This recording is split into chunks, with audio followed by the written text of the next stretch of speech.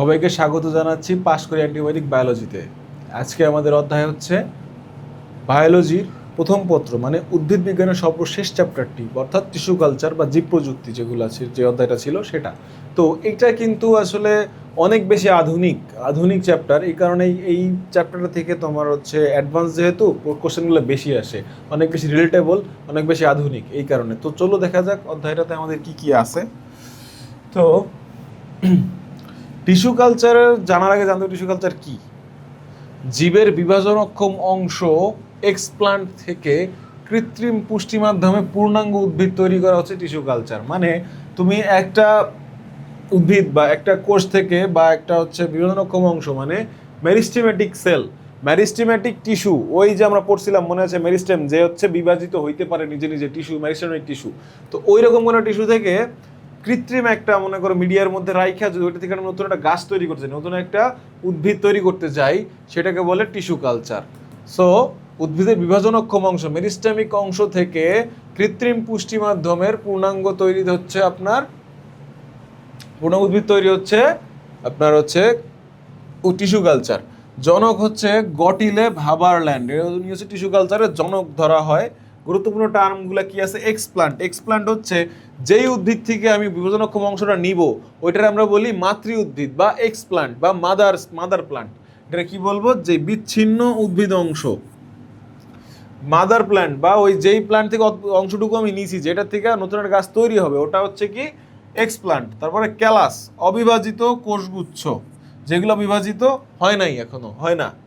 টটিপটেন্সি, টটিপটেন্সি হচ্ছে ওই যে কোষগুলো আমি নিব, ওই কোষগুলা থেকে ও নিজের প্রতিরূপ তৈরি করার যে ক্ষমতা, মানে ওই কোষ বিভাজন কইরা একটা কোষ থেকে পূর্ণাঙ্গ উদ্ভিদ তৈরির ক্ষমতাটা হচ্ছে টটিপটেন্সি। একটা টটিপটেন্ট কোষ ছাড়া কিন্তু আমাদের এই প্রক্রিয়া, জীব প্রযুক্তির মানে এই টিস্যু কালচার প্রক্রিয়াটা সম্পাদন করা সম্ভব না। সুতরাং এই টটিপটেন্ট মানে কোষ থেকে পূর্ণাঙ্গ উদ্ভিদ তৈরির ক্ষমতাটা হচ্ছে টটিপটেন্সি। টটিপটেন্ট কোষ দরকার, টটিপটেন্ট সেল দরকার। জীবাণুমুক্ত করতে হবে আগে। জীবাণুমুক্ত করতে গেলে কি করতে হয়? অটোক্লেভ করতে হয়। অটোক্লেভে নির্দিষ্ট তাপমাত্রা এবং নির্দিষ্ট চাপে এটা জীবাণুমুক্ত হয়। তো তাপমাত্রাটা কত? 121 ডিগ্রি সেন্টিগ্রেড, 15 PSI চাপে 20 মিনিট যদি আমি অটোক্লেভ যন্ত্রের মধ্যে রাখি, ওই এক্সপ্লান্টটা জীবাণুমুক্ত হয়ে যাবে। অটোক্লেভ একটা যন্ত্র, ফ্রিজের মতো দেখতে হয়। তো এটা এই তাপমাত্রাটা মনে রাখবে, 121 ডিগ্রি সেন্টিগ্রেড তাপমাত্রা, 15 PSI চাপ, 20 মিনিট অটোক্লেভ করলে ওইটা জীবাণুমুক্ত হয়, এর মধ্যে আর কোনো জীবাণু থাকে না। মিডিয়াম হচ্ছে সবচেয়ে বহুল ব্যবহৃত মিডিয়া। আর হরমোনের অনুপাত নির্ধারণ করা অঙ্গ উৎপাদন, মানে অক্সিন বেশি উৎপন্ন হয় মূলে, আর সাইটোকাইনিন বেশি উৎপন্ন হয় কুড়িতে, আর সমান হচ্ছে ক্যালাস বৃদ্ধিতে। অক্সিন কি? অক্সিন ওদের গ্রোথটারে কন্ট্রোল করে। অক্সিন হচ্ছে গ্রোথ কন্ট্রোল করে। যেসব জায়গাতে গাছ বড় হয়, মানে উপরের দিকে বড় হয় আর রুট বড় হয়, এই দুই জায়গায় অক্সিন ক্ষরণ হয়। তো ওই অক্সিন বেশি ক্ষরণ হয় গাছের শেকড়ে। তো শেকড় থেকে এই নতুন একটা উদ্ভিদ তৈরি করা আরও ইজি, সবচেয়ে কম কষ্ট আর কি। সোমাক্লোনাল ভ্যারিয়েশন, কালচারাল উদ্ভিদের জিনগত বৈচিত্র্য। রোগমুক্ত চারা তৈরি করার জন্য হ্যাপ্লয়েড উৎপাদন, মানে পরাগ কালচার। মানে তুমি ধরো একটা পুরুষ গাছ থেকে একটা তোমার হচ্ছে এক্সপ্লান্ট থেকে এটা তৈরি করছো, ও কিন্তু আজীবন পুরুষই হইবে, ওর মধ্যে কোনো নারী জাতির কোনো বৈশিষ্ট্য থাকবে না। বা আবার তুমি যদি ওর মধ্যে থেকে পুরুষ শুক্রাণু আলাদা কইরা, যে হচ্ছে পরাগ, শুধুমাত্র পরাগরেণু আলাদা কইরা তোমার যেটা যদি এটা টিস্যু কালচার করতে পারো, তাহলে তোমার ওর মধ্যে কোনো আর থাকবে না, ওটা কি বলে, ওই যে ডিম্বাণু তৈরি হবে না। তো বিলুপ্ত প্রায় উদ্ভিদের সংরক্ষণ, যেগুলোর এখন আর বীজ উৎপাদন হয় না, কিন্তু গাছগুলো পৃথিবীতে দেখা যায় একটাই আছে, ঠিক আছে? ওই তালিপাম গাছ ছিল ঢাকা বিশ্ববিদ্যালয়ে, তো একটা গাছই আছে, ওটারে আমার রক্ষা করার জন্য এই টিস্যু কালচার পদ্ধতিটা ব্যবহার করা যেতে পারে। তারপর রিকম্বিনেন্ট ডিএনএ কি? এরপর হচ্ছে তোমার ডিএনএ, জেনেটিক ইঞ্জিনিয়ারিং, এটারে বলে তোমার জেনেটিক ইঞ্জিনিয়ারিং। জেনেটিক ইঞ্জিনিয়ারিংটা হচ্ছে কি? জেনেটিক ইঞ্জিনিয়ারিংটা হচ্ছে তোমার জিন মূলত কি? জিন থাকে কার মধ্যে? ডিএনএ এর মধ্যে। এই ডিএনএ তুমি কাইটা কুইটা একটু চেঞ্জ করা হচ্ছে মূলত ডিএনএ ইঞ্জিনিয়ারিং। মানে একটা বৈশিষ্ট্যকে তুমি আলাদা করে আরেকটা বৈশিষ্ট্য ঢুকাই দেবা। মানে নর্মালি কি হয়, আমরা জিন তত্ত্বে জানি যে হচ্ছে তোমার ওই ক্রসিং করি, কিন্তু এটা তো হচ্ছে দৈব প্রক্রিয়া, মানে হচ্ছে আল্লাহ করাইতেছে বা সৃষ্টিকর্তা করাইতেছে, ওইটা হচ্ছে তোমার প্রাকৃতিকভাবে হইতেছে। কিন্তু তুমি যখন ওই যে মানে টার্গেটেড কিছু ডিএনএ কাইটা নিয়ে আরেক জায়গায় যা তুমি ঢুকাই দিলা টার্গেট কইরা যে এইটুকু নিলে এটার এই বৈচিত্র্যগত এই বৈচিত্র্য আসবে, তখন ওইটারে বলবো আমরা হচ্ছে তোমার জেনেটিক ইঞ্জিনিয়ারিং। তো জেনেটিক ইঞ্জিনিয়ারিং এর মূল জানতে গেলে জানতে হবে ডিএনএ কাটবো আমি, ডিএনএ কাইটা ছিঁড়া এক জায়গায় তার এক জায়গায় নিবো। তাহলে রিকম্বিনেন্ট ডিএনএ কি? রিকম্বিনেন্ট এক জীবের কাঙ্ক্ষিত জিন অন্য জীবের ডিএনএতে প্রতিস্থাপন করাকে বলে রিকম্বিনেন্ট ডিএনএ। ঠিক আছে, মানে ধাপসমূহ কাঙ্ক্ষিত জিন নির্বাচন করতে হবে, প্লাজমিড নির্বাচন, রেস্ট্রিকশন এনজাইম দ্বারা কাটা, ডিএনএ লাইগেজ দ্বারা হোস্ট সেল যেমন ইগলতে প্রবাস।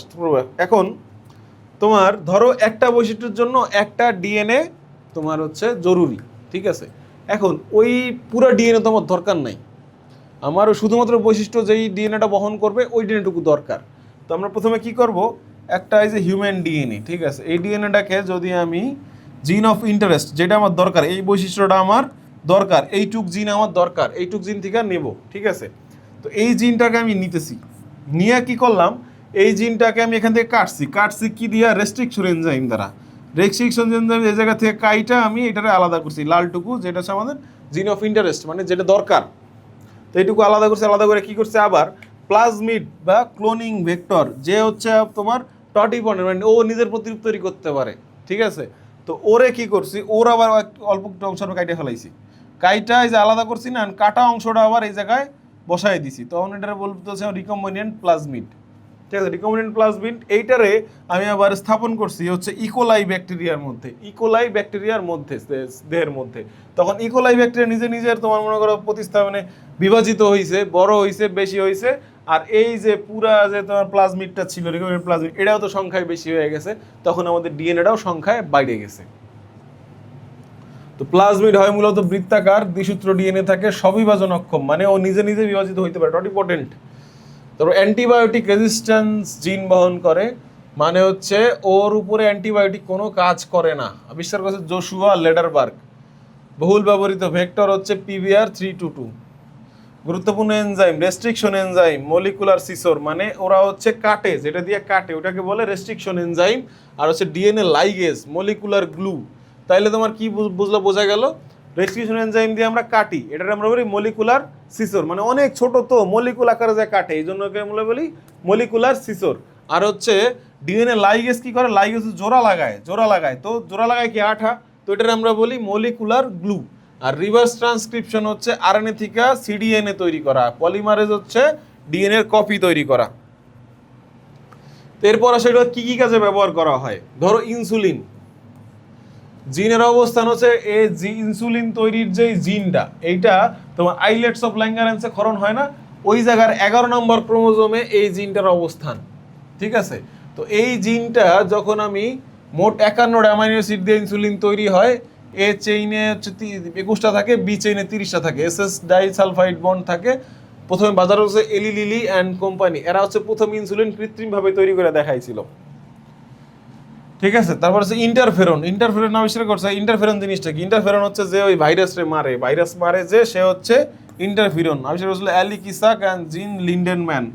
হেপাটাইটিস বি ভাইরাস ক্যান্সার চিকিৎসার জন্য এগুলো ব্যবহার করা হয়। গোল্ডেন রাইস বিটা ক্যারোটিন সমৃদ্ধ, এইগুলা এই যে বৈশিষ্ট্যগুলা যে তোমার নর্মাল ধানের মধ্যে ঢুকাই দেওয়া হয়েছে, এইটা ঢুকাইছে মূলত তোমার জেনেটিক ইঞ্জিনিয়ারিং এর মাধ্যমে, বিটি প্রযুক্তির মাধ্যমে। ব্যাসিলাস থুরিঙ্গানসিস পোকা প্রতিরোধী উদ্ভিদ, এটা তোমার বাংলাদেশে বিটি বেগুন খুবই প্রচলিত, নাম শুনছো যে বেগুন যে ছিদ্র করা যে পোকাটা আছে, ওই পোকা এই বিটি বেগুনে অ্যাটাক করতে পারে না। এর মধ্যে জেনেটিক ইঞ্জিনিয়ারিং করে তোমার যে ব্যাসিলাস থুরিঙ্গানসিসের বৈশিষ্ট্য ঢুকাই দিচ্ছে, এই কারণে বলে বিটি বেগুন।